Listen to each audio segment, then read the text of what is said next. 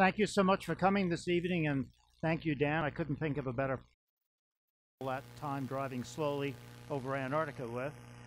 And it's wonderful to see Dan be the Director of Sustainability. He brings great skills to the job: science, engineering, logistics, a variety of things. Today, as you can see from the title, I'll be talking about climate change. It's actually a several-part presentation. The first is a very brief description of the Climate Change Institute, a little bit of a story about what actually kick-started some of the discoveries that my team and I have been involved in. And then I'll talk about the reason that climate change is so important, of course. I give a couple of primary examples that come from our research, and obviously many other people have been working too. Then I'll talk four approaches to climate change. It's a slightly different way than you've heard about it before. And I'll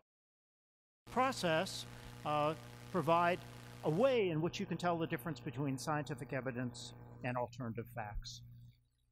So first, the Climate Change Institute. We have about 135 people in the Institute. We have been around for about 44 years. In fact, one of our previous directors, George Denton, is in the back of the room here. We are one of the oldest climate research units in the world, and we're very multidisciplinary. We look at chemical, biological, physical, and social aspects of climate change. So you can see here with the arrows in the middle, we do actually three different things when we think about climate change, not only multidisciplinary, but in the middle, we look at the climate record written by humans that goes back really only about 100 years in any significant detail. We also look at remotely sensed data.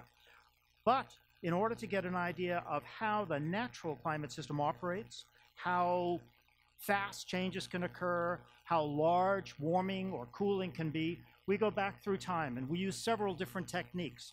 One of them is ice coring, which my teams have been involved in primarily, but we also look at glacial geology to tell the former extent and decay of ice masses, lake sediments, even archaeology, which allows us to tell how people reacted to climate. And we take all of this information, and on the far right side, we do monitoring in the modern world. We look at changes in ice extent. We look at how lakes have changed as a consequence of pollution. We map coastal changes in Maine, a variety of things. And our whole primary goal is to make better predictions for future climate because there is no escape. Over the next few decades, and in fact already, we're experiencing dramatic changes. One of the things that binds our institute together is the study of ice. Not all 130 people in the institute study ice, but many of us do. And there are a lot of reasons for looking at ice. This particular picture is from the Rongbu Glacier. This is the glacier that we climb up to get to Everest. We've spent 5 seasons very close to the top of Everest. And if you take a look at the 1968 extent of the Rongbu Glacier compared to the 2007, you can see there's been a dramatic change.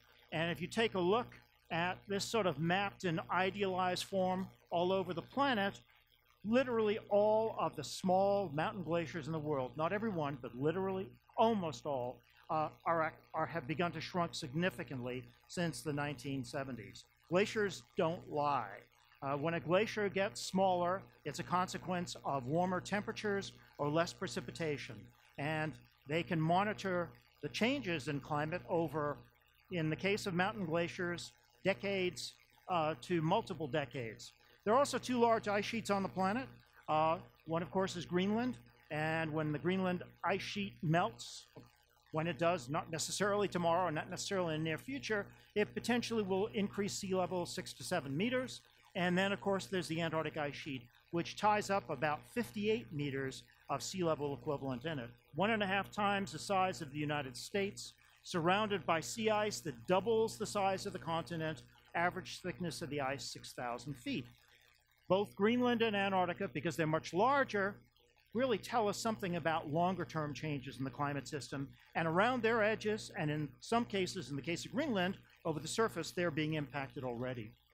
So the thing that my teams focus on is really the recovery of ice cores which can tell us season by season, going back years, decades, centuries, millennia, all of the things that you see up here. Past temperature, precipitation, atmospheric circulation patterns, and all the others that you can read up here.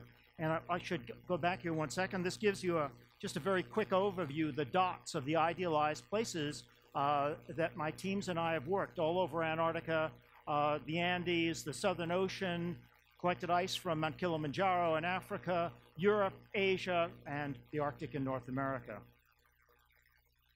So after spending about 8 years working in Antarctica between my graduate degree and early on in my career, I decided that I loved what I was doing, but because I was working in Antarctica, I assumed it couldn't possibly have anything of value related to humans. So while I continued to work in Antarctica and do right up to this day, I thought I ought to spread out. And if you want to use glaciers to tell you something about people, then you need to go to where both exist. And certainly the Indian subcontinent is a place where there are tons of glaciers and many people. And of course, it's the Indian subcontinent and the Himalayas, the 5,200 glaciers of the Himalayas, which not only hold records that we are interested in recovering using ice cores, but these glaciers dominate the water availability for people to the south and to the north. And the whole region is dominated by what's called the Indian monsoon. It's one of the greatest atmospheric phenomena on the planet. And during the summer, the red air masses come off the ocean, and they're going to be warm and moist, and they'll have agricultural signals in them. And during the winter, there's a 180-degree reversal, and cold, dry air masses, dusty air masses come off the Tibetan Plateau. So the goal, I thought, would be to try to figure out something about the behavior of this monsoon. But when I started working in the late 1970s, 1980s in the Himalayas, in particular in India, we weren't allowed to have maps. There were no satellite images that covered the places that I thought I might like to go. There were some, but they were mostly cloud cover, and we weren't allowed to have any form of communication. So we went into these regions effectively blind. The one thing that I had was a report, a book that had been written by a very famous climber at the turn of the century, Fanny Bullock Workman, and there she is right up there. Fanny Bullock Workman, she did some of the first major climbs in the Himalayas. And in her book was a picture, you can see one of them in the upper left, of a place called Nun Kun. And I thought, wow, looks like a good place to go ice coring. It's about 20,000 feet high in a remote area. I thought it had all the right characteristics for whatever I knew at the time. And when we eventually got there, I took this picture, which replicates pretty much where she was. So on the way there, I had 5 students with me, and we needed help. We had a lot of equipment to carry up to 20,000 feet. Went to the very last village before the glacier, and this is a place very close to the border with Pakistan. It was during the Afghan-Soviet War. These villagers were the few people that I could find to help us carry loads up and down, and I hired 40 of them, and we had great experiences together for the next few weeks. By the end of 6 weeks, we had finally made it to the place where we were going to start working. In order to get there, however, our team, 40 porters plus the 6 of us, all carrying very heavy loads, had to go over 3 500-foot ice falls multiple times, carrying the gear up there. Again, no communication, no maps. But when we got up there, we drilled an ice core, did our work, but the most exciting thing that happened on one day. It was one fortuitous day. And on that day, air masses came from the Tibetan Plateau, and air masses came from the ocean, and they precipitated snow. And the ones from the Tibetan Plateau were precipitating snow closer to 20,000 feet, the ones coming from lower down at the lower elevation. So we had the idea of going from 20,000 feet down to 10,000 feet, sampling this fresh snow, and then coming back up to spend the night up there, because we thought maybe there is a chemical signature in these air masses. And if in fact there is a chemical signature in these air masses, you can track the past history of these air masses.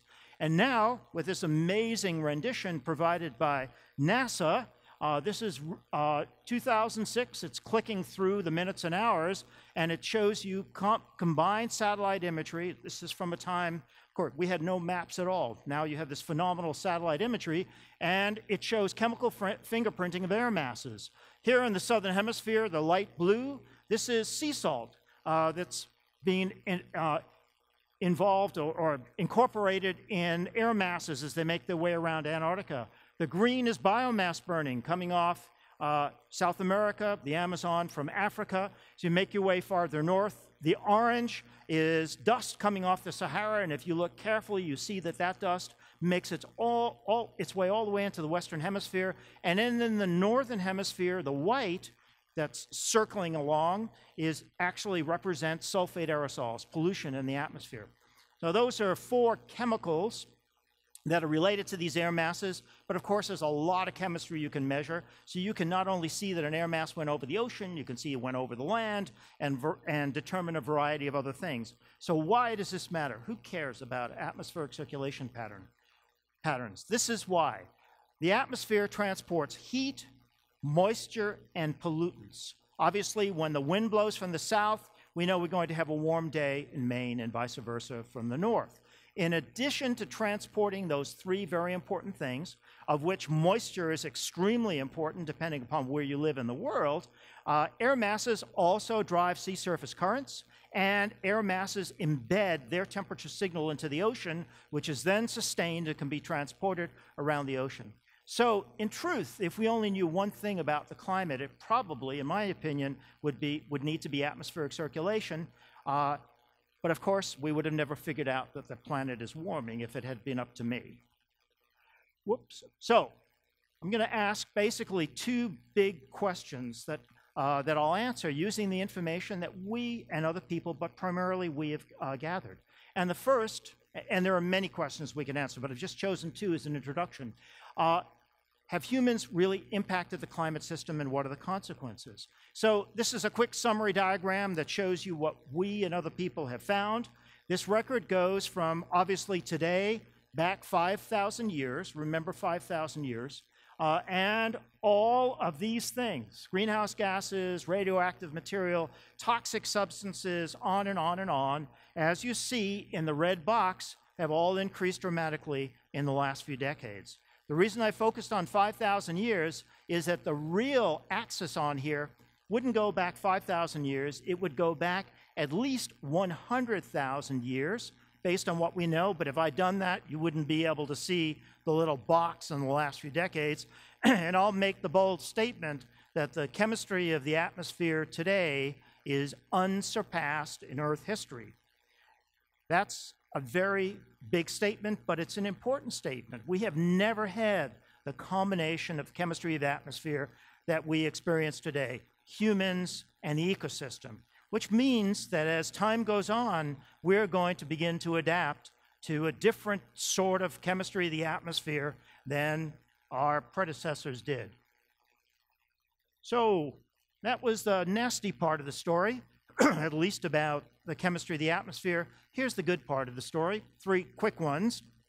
One of the things, of course, that happened after Hiroshima were above-ground bomb tests. They spread radioactivity all over the planet, and we know that because we can pick up bomb peaks at the South Pole, in the center of Greenland, and all of the alpine glaciers. It's a marker that we use. However, because of the nuclear test ban theory, nuclear test ban treaty, above-ground bomb testing was stopped. And the only event that actually we see since then, and we were the first to discover it, is the Chernobyl nuclear accident.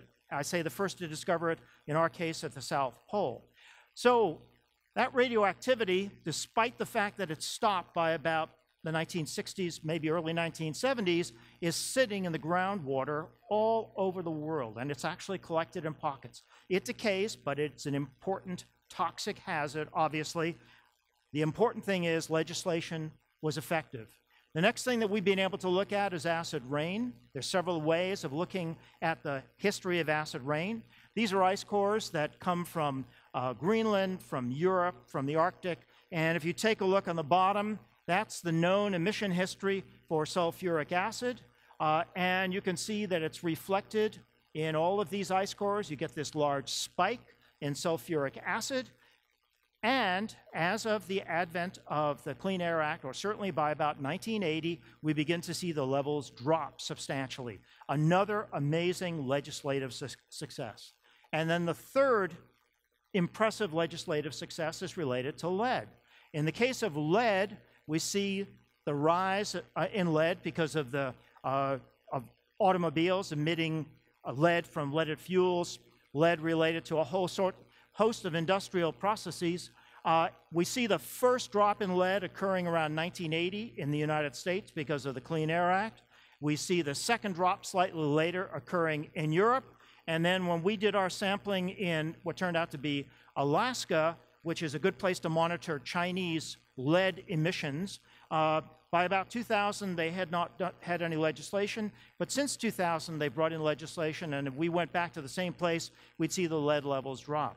So glaciers don't lie, ice cores don't lie, they have no reason to lie about the success of legislation.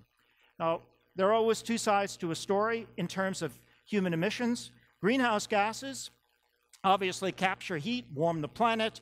The unfortunate thing is they are globally distributed and they stay in the atmosphere for a long time, centuries in the case of CO2. However, things like lead, cadmium, particulates, acid rain, these things that have a tremendous impact on the health of humans and the ecosystem, they only last in the atmosphere a matter of days. And the proof is what happened during 9/11. During 9/11, when the aircraft was shut down over the United States, it was the cleanest that the air had been in decades. So we have the possibility through legislation already demonstrated to reduce the levels of many of these things because they don't travel very far in the atmosphere. So I've coined the term over the years, the toxic climate cocktail, which we've produced. And it sounds a bit depressing, certainly, not when you think about our ability to clean up the atmosphere and ideally to mitigate the levels of greenhouse gases. But here's a list of the things that make this a toxic climate cocktail. Greenhouse gas warming, of course, leads to vector-borne diseases like ticks, transfer of all sorts of parasites that impact lobster. These are parasites that do better in warm water. Leads to drought, and I'll talk about how warming leads to drought. It leads to respiratory disease in the form of small particulates, neurological diseases, cancers, and of course, when you look at the ocean acidification, the ocean is our largest source. I think close to 70% of our food has the potential for coming from the ocean. And of course, invasive species, which are a very dominant impact in the ocean off the coast of Maine and inland. So three quick examples from Maine about the impact of humanly emitted substances. One is the migration of Lyme ticks. My wife and I moved to Maine in 2000. We came from New Hampshire. We used to take 60 ticks a day off our dogs. We were so excited about coming to Maine because there were no Lyme ticks. Now, of course, there are Lyme ticks migrating as a consequence of warming. Heat frequency. We're not only an older population, but more importantly, we're a population that is not used to having to cool a climate. And as studies demonstrate that when the temperature goes from 74 to 79 degrees Fahrenheit, the likelihood of people being admitted to hospital as a consequence of heat illness doubles. And the estimate is by the middle of the century that the number of days above 95 degrees Fahrenheit, forget about 79 degrees Fahrenheit, that it will triple by mid-century. So we will have significantly more distress related to heating. In 2003, 23,000 people in Europe died in the summer from the extreme heating conditions. And of course, we all know that the Gulf of Maine is the or second fastest warming body of marine water on the planet and what impact that's having on fisheries.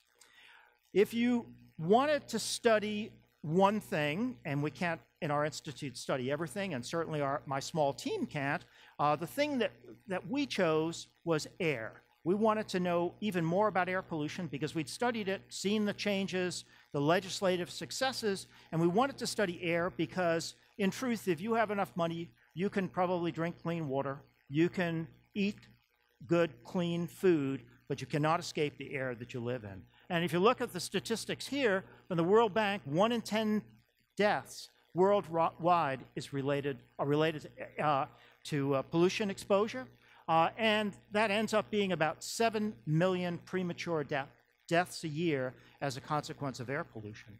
So it would be nice if we knew how clean our air was. We know it's cleaner than it used to be. We, at least in the relative to the last 50, 60 years, we know it's much dirtier than it was in the distant past.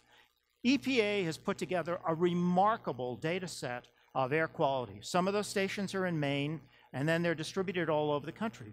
So we got together with the School of Computing and Information Sciences, supported by the Heinz Endowment, supported by the university, supported by NSF, and partnered with Garand advertising firm in Portland to come up with a nice, simple way in which you could understand your air quality. We called it 10 Green, and in fact, Dan Dixon was one of the people involved in this project. And we came up with through Garand, we came up with a simple number that you can first look at that tells you on a scale of 1 to 10, 10 being best, how good your air quality is. Turns out that those 10 numbers are based on the 10 EPA registered pollutants, and quite obviously things like the 2 types or 3 types of greenhouse gases are always red, which means unhealthy everywhere in the world. So nobody gets any better than an 8. So 6 is not so bad for Orono, but there is another red in Orono, and that's related to large particulates. The small particulates are actually the worst ones. So with this software, which you can access on your smartphone or any computer, you can compare Orono to Los Angeles. No big shock that the air quality is better here than in Los Angeles. But if you were thinking about looking for a great place to live and you had 2 jobs of equal quality, you might want to go to a place where the air was better, because your chances of living longer and not getting a disease are significantly increased if you live in a place with good air quality. And then you can drill down on this app and you can take a look at the distribution of, in this particular case, small particulate levels, red again being unhealthy, all over the United States, and that shows all of the stations, and you immediately find out that small particulates in the United States are in general not at healthy levels, which is one of the potential explanations for respiratory disease and possibly asthma. If you do the same sort of thing for cadmium, you will find out also that a large part of the United States has just beyond, or I should say just slightly unhealthy, if not significantly unhealthy levels of cadmium. And cadmium is critically important because it's one of the potential causes for autism in infants. Oops. So, next big question we asked ourselves, we demonstrated in one way that humans had clearly impacted the climate system. Next question is, how fast can climate change? And in order to look at this, in the late 1980s, I ended up leading a very large $25 million program. It included 25 universities. We ran for 6 years, spent 24 months in the field total, drilling from the top of the Greenland ice sheet down just over 3,000 meters, about 2 miles, right into bedrock, and produced the first and still most continuous, most detailed, annually resolved record of the climate system. Precipitation, temperature, atmospheric circulation patterns, sea ice extent, biological productivity in the ocean, on and on. And we used this record for a variety of things. There were phenomenal deep sea records out there, lower resolution, but we could compare them, see how the ocean and the atmosphere was related. And the big contribution that my group made to this was to understand that, in fact, the atmosphere could change its state very, very quickly. So first, let me show you what the actual change is while you read the text on the left. The change is as follows. This is the position of the edge of the jet stream during the summer. Obviously stays fairly far north. And then in the winter, it moves farther south. And the jet stream is the dividing point between cold air to the north and warm air to the south. It turns out that this jet stream, for a variety of reasons, which I'll show in a moment, can actually snap from one position to the other and literally get stuck there for a while. It could, for example, stay in its winter position not 3 months, but 9 months, and the same for the summer position. And in the process, it impacts storm frequency, intensity, precipitation, temperature, and it can happen in less than 1 to 2 years. If you think a political cycle is fast, take a look at climate. This is a very important finding because up to this point, the assumption was that the climate system operated very slowly. And if the climate system operated slowly, it doesn't really matter what sort of greenhouse gases you put in there, the whole system would take forever to respond. That's not the case. It can respond very, very quickly. So what causes these things? The cartoons show you all of the basic things that control the climate system. Upper left is relationship between the Earth and the Sun, and that operates on very long timescales, tens of thousands of years. But all the things with stars can operate fast enough to trigger an abrupt climate change, either by themselves or potentially together. And as it turns out, all of these things with stars, these are all things that happen in the natural climate system, but all of these things with stars are also potentially impacted by humans. Without a doubt, greenhouse gases, I'll talk more about that. Without a doubt, the way the ocean circulates heat and salt, all you have to do is dump a little bit of fresh water out of Greenland and you change that path. Without a doubt, the way glaciers expand and contract as you warm, you can get cracks along the edges, change the size of glaciers. And although humans have no impact on solar variability, it turns out that the energetic particles that come from the sun and hit our atmosphere actually impact the levels of ozone in the atmosphere, like the Antarctic ozone hole. That's a humanly derived change in the levels of stratospheric ozone. So we operate in some ways like solar variability. We can obviously change dust content, and although humans do not create volcanic events, we do, like volcanoes, give off sulfur into the atmosphere, which has a cooling effect. So you've all seen this before. This is from an ice core. This is CO2 going from its normal range, 180 to 280. By 2013, we hit 400. Here's the projection for 2100. We're beyond levels, certainly, of the last 800,000 years, which is very important. But the other thing I think that's even more important is that the levels of CO2 have increased 100 times faster than they ever have in any records that we see going back at least 800,000 years. And of course, we're introducing a new greenhouse gas. I shouldn't say a new one. Methane levels have been rising along with CO2, but we're introducing a new potential source because of Arctic warming. As the permafrost melts, more and more methane will be given off. The good thing is methane only stays 50 years in the atmosphere. The bad thing is that methane is 30 times more effective in trapping heat than CO2. And if you go to the Arctic and you decide that you want to get warm and you don't have a fuel source, just dig a hole in the snow, throw a match in, and there's a good chance that you'll have a fire from the methane that's being trapped beneath the snow. So when we think about the rise in greenhouse gases, its effect on the planet, this is one way of looking at it.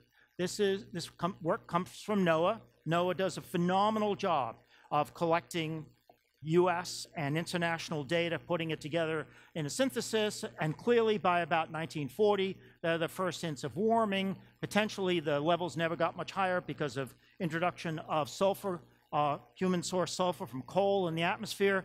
1980, the Clean Air Act kicks in. We lower sulfur in the atmosphere. Good thing, we got rid of acid rain, but it allowed greenhouse gases to begin to accelerate more. And this is the global mean view of land and ocean temperatures going obviously from 1880 to the present.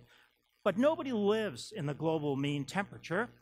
So we, and in particular, I shouldn't even say we, I should really just say Sean Burkle, who's in our institute, got all his advanced degrees from our institute and his undergraduate degree also from the University of Maine, who's now the Maine state climatologist, put together a software package that is, and I can tell you this without any sort of worry, the most superior application of large amounts of data for this purpose in the world.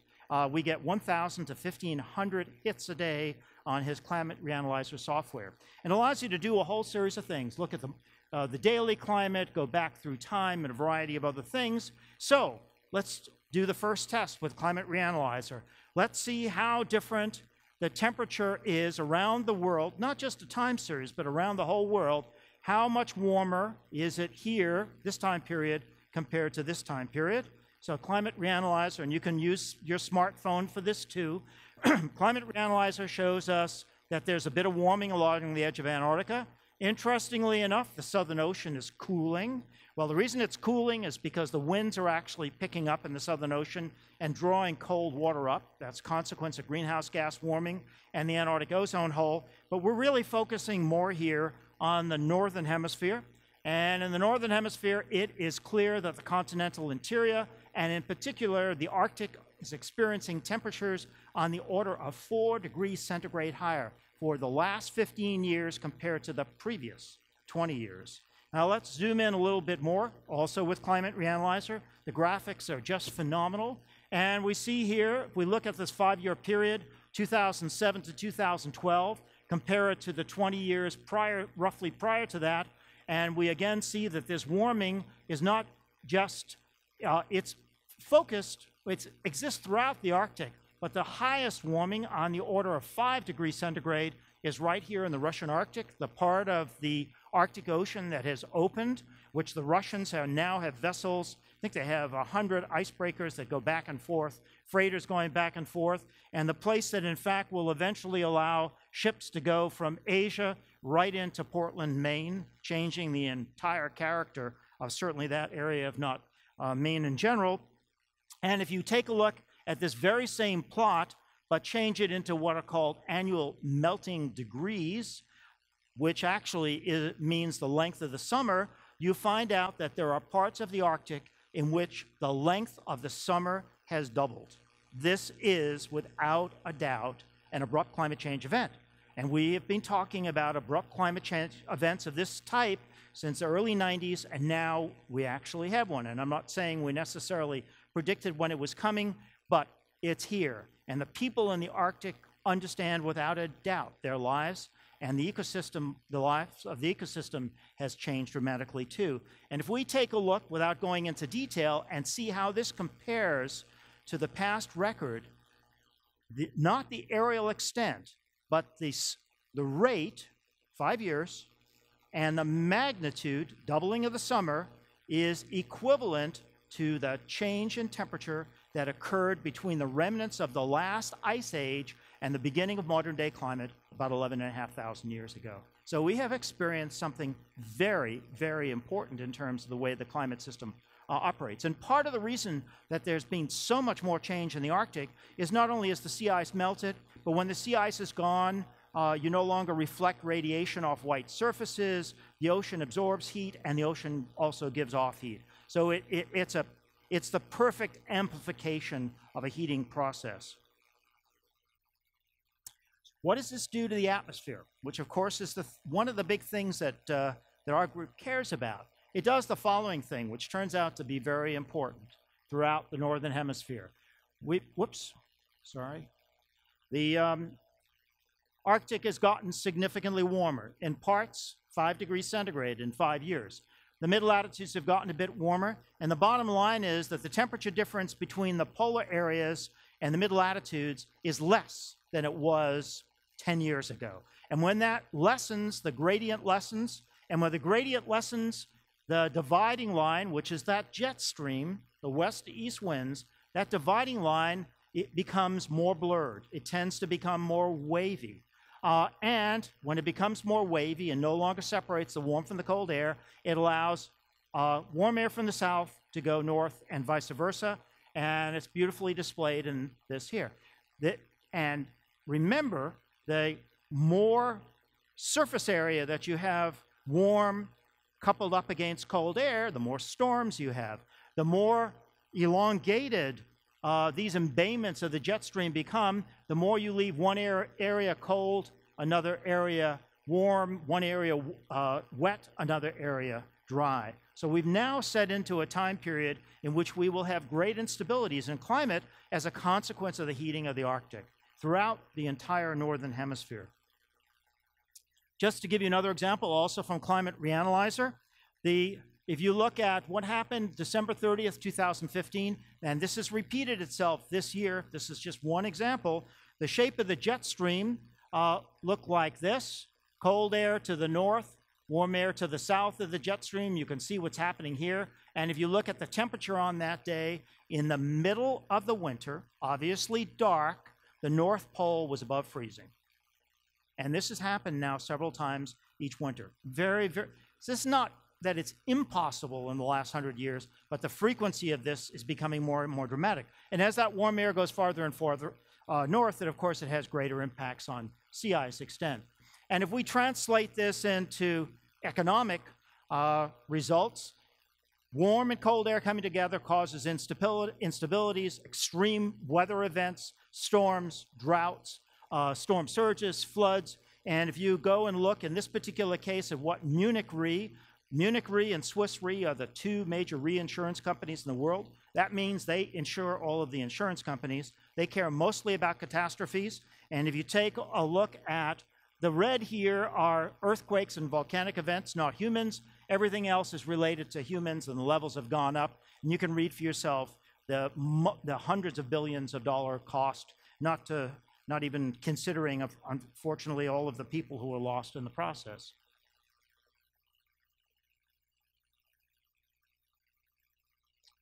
Next. Good. Okay. So I think if you start to put together some of the things that I've said, you might begin to agree that climate change is, in fact, a security issue. And I'll give you 4 quick reasons why I consider it to be a security issue. It impacts our health and resource depletion, everything from vector-borne diseases to storms to water quality, ecosystem upheaval. It impacts our economy. And one quick example is that one good positive example, the solar industry now employs more people than the coal industry. So the idea that jobs are disappearing because of renewable energy is not entirely true. Another quick example, catastrophes. I gave you a couple of examples of why, in fact, flood and drought might occur. And then geopolitically, as the Arctic Ocean becomes our latest exposed ocean, there's a whole new ocean that's emerging on the planet that we had no access to before. Obviously, there are a lot of political ramifications related to it. When you think about climate refugees that are going to be displaced as a consequence of all of the extreme weather and the drought. Right now, there are 63 million people who are refugees as a consequence of what's going on in the Middle East. The estimate is 100 million people in terms of climate change. And there are not only going to be dry areas, there are also going to be water tower countries. We work in one of them, Tajikistan. Tajikistan has more ice than any other part of the world outside of the polar regions. It is completely surrounded by dry countries: Afghanistan, Kyrgyzstan, China, Iran, Uzbekistan. And as things become more and more tense, small, landlocked Tajikistan is obviously going to become a political hotspot because it has the water. The other place is Lesotho. Lesotho is in the middle of South Africa, a very dry country, except for Lesotho in the middle because it's very high, gets a lot of rainfall. They sold all of their water resources to South Africa. Now the levels of rain coming into Lesotho are dropping off, and they're having to buy their water back from South Africa. So you put together all of these things, the presence of climate change, the fact that it's important to mitigate greenhouse gases, create better air quality, adapt, look for new opportunities, create transparent access to data so that we can understand what's going on and on. These are the words that come together and immediately make one think, how do you actually build something out of this? And then you add to that denial and ideology. It's hard to fight against ideology because if the ideology is simply based on this is what I think, it's sort of the end of the story.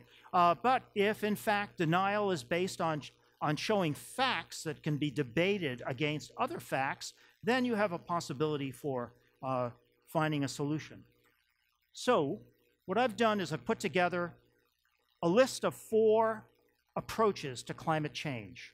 And this is sort of the last part of the talk. And these 4 approaches to climate change, I think, more or less summarize what the problem is. And I hope that by the end of these 4 approaches that you'll see what some of the logical conclusions might be. The first is surprise. Well, we have operated in the climate system largely based on surprise. Arctic sea ice depletion was a big surprise. The acid rain was a big surprise. Antarctic ozone hole was a big surprise. And everything else listed on here was a big surprise to us. And that's simply because it crept up on us. We didn't understand the system well enough, and we didn't have any experience. We didn't have access to the large amounts of data that we have now. But in some cases, the red stars, there have been legislative successes. And in the case of the lighter colored stars, this being legislation, it has been successful, but perhaps not perfectly successful. Some areas obviously still have bad air quality, and we don't legislate against all forms of air pollution.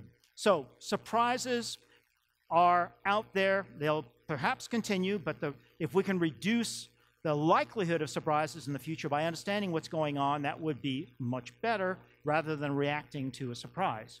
So the second of the climate approaches is a super substantive approach. For the last roughly 20 years, the Intergovernmental Panel on Climate Change has come out with a report about every 5 years that is a consensus report bringing together many, many people. And let me just show you, this is just part of their website, just to show you how respectable this thing is. 2007, it got the Nobel Peace Prize. It is based on, if we go to, for example, there are 4 different volumes. And if we go to the one on the far right up here, it's the Climate Change Synthesis Report for policymakers. The most recent came out in 2014, and it is a consensus report with hundreds of authors, hundreds of reviewers. It's a multidisciplinary approach. It's supported by the World Meteorological Organization, the United Nations. There are meetings that go on, multiple meetings every single year to produce all of these different volumes, which add up to several hundred pages.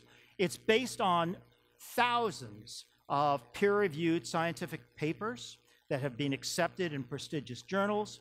And if we just look at the summary alone, which is 32 pages, it has tons of figures, and it backs up the 4 volumes. And just as a reminder, this is based on hundreds of authors and hundreds of reviewers. It is the least common denominator understanding of climate change. And I use that term in a very positive way, because you have many different countries coming together, many different types of scientists, policymakers, people coming in with various agendas, and if they can conclude a series of statements that they feel is true, that's a big deal, even if it is the least common denominator. So these are a couple of things that they say.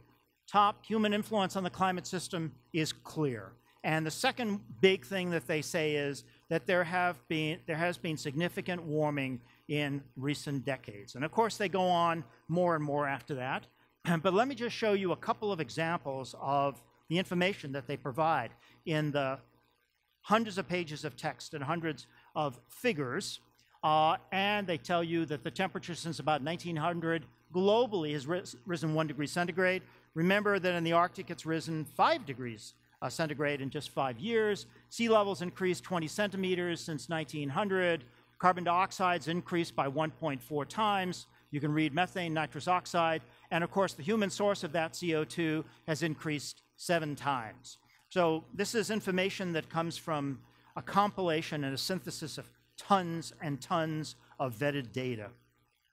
The next thing that they do is they provide perspective about how the temperature has changed, and they show you the most detailed information, which goes back to about 1850 or so. They extend that back a little bit farther, and you can see that the last few decades are significantly warmer than anything in the last roughly 300 years. And then they add on to that going back about 1,200 years. And you can see that there were warm times during the medieval warm period, and that if you believe this record as it's shown, that black line shows you where we're going today. We have exceeded the warmest temperatures of the medieval warm period. But we've just started to do this, so we haven't necessarily seen exactly all of the things that came during the medieval warm period, one of which was wine growing in southern England.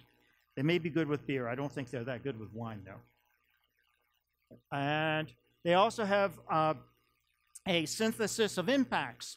Again, this is only in the summer report, and I won't go through any details here, but they obviously break down the impacts in terms of glacier changes, biological changes, human and managed systems, food production, livelihood, how these have been impacted as a consequence of climate change, humanly induced, largely humanly induced climate change. So let's go to the third approach. The third approach is that climate change is a hoax, and that in fact climate change data and discussion should be limited. So let's take a look find a way in which we can actually compare in some sort of apples and apples. How does the IPCC compare to what, in fact, climate change as a hoax compares? And as it turns out, there's a report that came out from the Heartland Institute. The Heartland Institute is probably the best known organization in the country for climate denial. It has a budget of about $5 million a year. It does not have any scientists on the staff. It has staff about 20 people. It's largely supported by the Koch brothers, and their job is to basically pick away at climate change science and show that it's not true. So they came out, 2014 was the last IPCC report, and they came out in 2015 with this report. It's called the NIPCC. It's the Non-Governmental International Panel on Climate Change. So let's compare this to just the 32-page synthesis summary in the IPCC 2014. The comparison is as follows. It has 3 authors, not hundreds of authors. It has probably 30 reviewers. Some of them are climate scientists, very few are. It has 3 figures compared to hundreds of figures. And it has 250 references compared to thousands and thousands of references. And half of those references are actually in support of human impact on climate change. But what they did was they took sections out of the sentences and sort of put dots on the sides where of the words that they didn't really want to deal with. This isn't the way scientists write papers. Scientists don't quote things, and particularly they don't take a phrase out of context. The 3 people that wrote it, Fred Singer, we had at our institute a few years ago. He's actually a very interesting man, but his background is that he fought the tobacco industry on behalf of the Heartland Institute, believes that tobacco is not necessarily bad for you. And these other 2, this fellow has a little bit of a climate background, the other one barely. Let's take a look at their figures, their scientific data. There are 3. This looks a little blurry. I don't want to be trite, but it actually doesn't look any better in the actual article. And it shows you what 3 models say about rise in temperature. There are no particular, there are numbers on here. And then it shows you that the models overshot what the observations were. This is a big generalizations. The observations of climate change don't look like this. They actually look like this. And the truth of the matter is that the models got the trend correctly, and in fact, in some cases, underestimated what the temperatures were. They make this look based on 1 paper, and this is a fellow with a bit of science. Actually, this is Lord Monckton from Britain, and he does not have a science background, but he's written quite a few papers. Here's another paper. Again, there are only 3 figures in the entire document. This is Lord Monckton's plot demonstrating that there has been no change in temperature in the last roughly 30 years. And this one actually comes from a very legitimate source. It basically shows that climate modeling does not exactly reproduce what the observations say. And there's some truth to that, but it's not. The climate models do a great generalized job of showing us the direction. So let's take the 4 pages that they use where their primary bullet statements are, and in which they say, try to prove that the IPCC and climate change produced by humans is not correct. You can read down through all of these. I didn't want to do what they did and just take couple of words out of context, so I give you the full sentences, but for purposes of the presentation, I'm picking two things that they talk about. One is scientists disagree, and the other one is there is no survey or study showing consensus on the most important scientific issues. Well, I'm not sure what the IPCC is, but it sure is a survey. It certainly is a consensus. I see estimates of 97, 98% of the climate scientists in the world who actually believe that the planet is warming and that humans have a dramatic impact on it. So scientists don't, they disagree, but the vast majority don't. And there is a consensus, and there in fact has been a survey, and they wrote the 2015 report as a response to the 2014. So this is a very strange statement to make. Take the next one, no global warming for, and they say for some 18 years, those are not my words. And we know what the NOAA plot looks like, and this we know is a simplified time series, but obviously the last 18 years there has been a temperature change, and if you look at the Arctic, there's been a bigger temperature change. There have been parts of the planet in which the temperature has not changed. That's because the heating effect hasn't necessarily gotten there, and because the heating, the so-called global warming, is more complicated. I shouldn't even say more complicated. It's only just beginning in the last few decades, and it's going to be a while before we see absolutely everything, or mostly everything, warming. So let's go on to the next set of statements. This statement says 1979 to 2000, rate of surface warming within natural limits. This one says 2 degrees, a warming of 2 degrees centigrade is not harmful. Melting of Antarctic sea ice is not an unnatural state. And you can see I'm going back to the stuff I showed you before. It's like, I don't think they ever read IPCC. Here, of course, is to prove that this time period is outside of natural limits, is the plot that I showed you before. If you think that 2 degrees centigrade warming doesn't have an impact, these are the projections for drought by about 2070.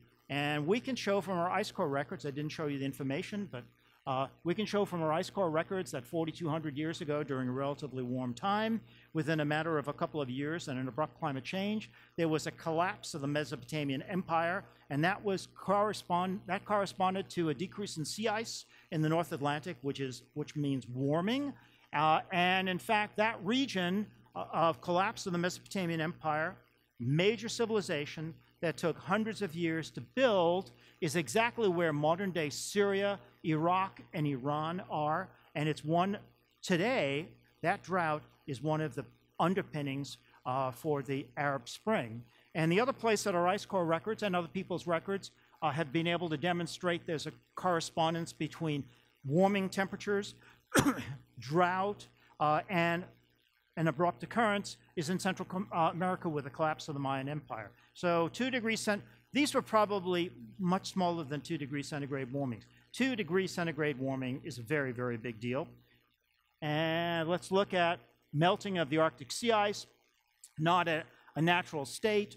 Well, I contend, granted, it's just our data saying that our recent sea ice extent change or decrease in summer sea ice is equivalent to what we had 11,500 years ago. Granted, it's just our work, but there are actually other ways of demonstrating that too. So that doesn't seem to make sense.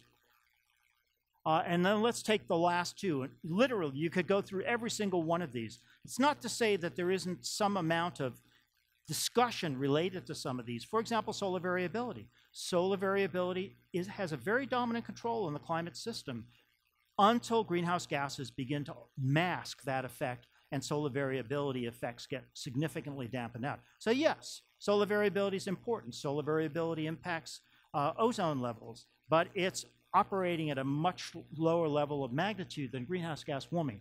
So their last two comments that I'm dealing with here are that according to NIPCC, we should seek broader advice than IPCC, and we should deal with real problems. So looking outside of IPCC, there are tons of other documents. Forget about the ones that come out of government.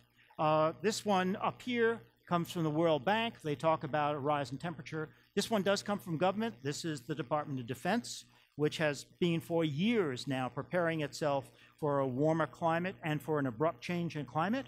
Take a look at Swiss Re, the reinsurance company. They have no doubt that the climate is warming. And also this document called Risky Business that's come out of Bloomberg also. So industry, military, World Bank, reinsurance companies. So, oh, and then their last comment, or the one I deal with real problems. I would contend that these are real problems. Now, one of the last important statements in this IPC summary is this one. And if you take a look at it, it says effective adaptation and mitigation responses will depend upon policies and measures. And this is one of the things that really upsets, in the case of the Heartland Institute, their organization a lot. Their president was pushed by an MSNBC reporter quite a while ago, and the reporter kept saying, well, you know, is it the science? And what is it about climate? And ultimately, they responded that, no, we just don't want federal regulation. I've tried to make the case that federal regulation is extremely important, and that there have been great results thus far. And obviously, we have a long way to go, particularly with greenhouse gases. Now, here's the really scary part. That was the best that they had to offer that I could find. It was the best comparison to the IPCC. And I think it's great that they actually wrote down and they put their cards on the table. But they're now sending out, right now, 200,000 copies of this report to science teachers with a statement that basically says, you really need to show this to your students because obviously there are two 50-50 sides to climate change. To me, this is a really important thing to understand. And it's critical that if you know science teachers, students in school, that you alert them to this. Not tell them, I don't believe we should tell them not to read it. I believe that we should tell them to look at it and compare it to the IPCC. It's a great exercise. Now the fourth actually comes from this university, our institute. It's called Climate Futures. And it is an offshoot, or I should say, it is a descendant of the IPCC, because the IPCC ends up saying that we need to think more about regional differences. They are not necessarily well accounted for. And we need to think about abrupt nonlinear change, not accounted for in IPCC. And we need to do this in order to produce effective policies. Because the things that impact us in the climate system and already impact us in the climate system are not the same all over the world. For a place like Maine, we're going to have a lot of water. I'll show you why we might not have water occasionally, but in general, we're going to have a lot of water. But we have lime tick coming in. We have changes in levels of heating. We have and storms. We have our own concerns. There are parts of the world, however, that are in far, far worse shape than we are. So effective policies are at the national and the international level. And for Climate Futures, it's a whole big framework that we've developed. I'll just give you a couple of quick examples why I think it's a really good way to go. One of these I've already discussed. We developed this air quality app. Climate change is not just temperature, it's also air quality. And we developed, largely due to Sean Burkle, this thing called Climate Reanalyzer. So we've developed accessible, transparent data. We get 1,000 to 1,500 hits a day on Climate Reanalyzer. It appears in major newspapers all the time. It's a tool for the public and for researchers. And if you can go to Climate Reanalyzer and answer some very interesting questions for yourself. For example, what's the day-to-day perspective? When we look at the weather, we find out that today Maine is generally cold. It should have been a little warmer on this day. The coldest it's ever been is such. The warmest it's ever been. And that's really important, and it provides perspective, but you really want to look at the whole world. And on this particular day, which is March 24th, I should have done today, we find out that, yeah, Maine was cold, as it is today, but compare it to the world temperature for those days, and the tropics, the northern hemisphere, the southern hemisphere, the Arctic, 4.59 degrees higher than the baseline, 1979 to 2000, and even the Antarctic is warmer. So it really has to do with where the jet stream is, where the cold air and warm air masses are coming in. You can get seasonal, yearly, and decadal perspective. I showed you some examples already. You can find out how Maine or the United States or any part of the world is impacted by major phenomena like the Indian monsoon that I started talking about, and also the El Nino Southern Oscillation, which is a much larger feature. It's a mechanism by which the Pacific Ocean basically modulates how warm it is. And it turns out that during an El Nino, which we just experienced last year, if you look at the correlation between El Nino and, in this particular case, precipitation, the blue tells you that most of the United States gets a little bit wetter during an El Nino. Maine gets drier, and that's exactly what happened to us just now. We went through, along with New Hampshire, a period of drying. So we likely should expect during El Ninos to be drier. And we can find out what happens during volcanic events. What do particularly warm years versus wet years? What does a longer season look like, and how does it translate? The other thing that we can do with Climate Reanalyzer, and there's tons more, is to look at a commodity, Maine potatoes. How do Maine potatoes relate to climate?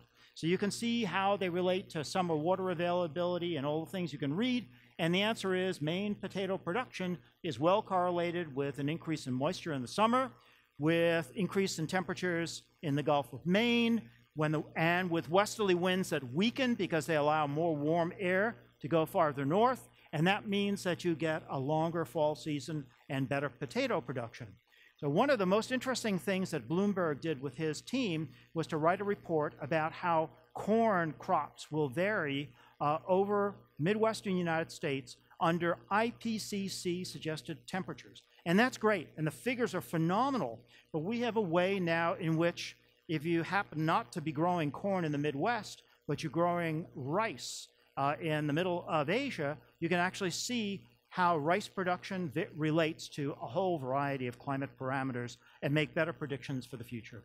So here's, I think, what you can do if you choose to, based on what I said today. You can talk to people who are science teachers and students and say, you know, look at the NIPCC report. There are tons of hard copies out there. You can download it from the web, but also download the synthesis report for IPCC, 32 pages, and compare them for yourself. Which is a better scientific product, which makes more sense, which is scientific evidence, and which is alternative facts. You can look at 10green.org, climatereanalyzer.org, publicly available physical and chemical data, transparent, accessible, and beautiful graphics. You can support environmental legislation. It works, and there is no doubt whatsoever that it works.